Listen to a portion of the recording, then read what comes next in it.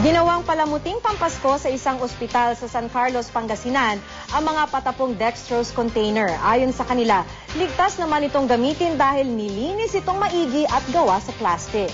Nagbayanihan naman sa paggawa ng mga Christmas tree at Belen ang mga residente sa Barangay Baro sa Asingan, Pangasinan.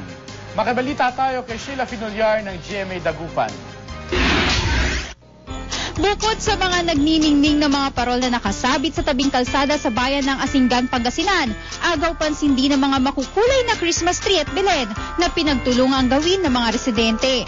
Contest po ng barangay namin, Barangay Baro. Kasi piyesta namin sa December 26, kaya may pa-contest si Kapitan. Pambato ng Zone 1 ang Christmas tree na gawa sa pinatuyong dahon na kinulayan ng brown at pinatingkad ng silver. Inipon naman ng mga taga Zone 2 ang maliliit na plastic bottles at pinagdikit-dikit para magmukhang Christmas tree.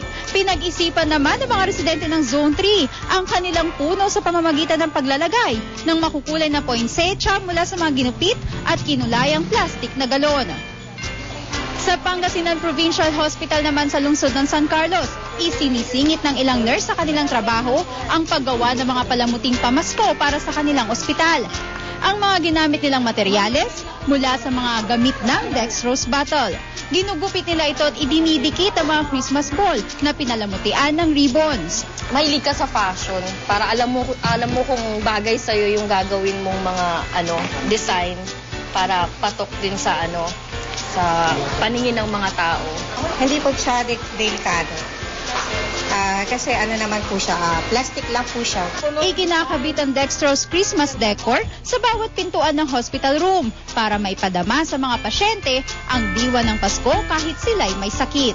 Sheila Finolyar, Nagbabalita, Pilipinas.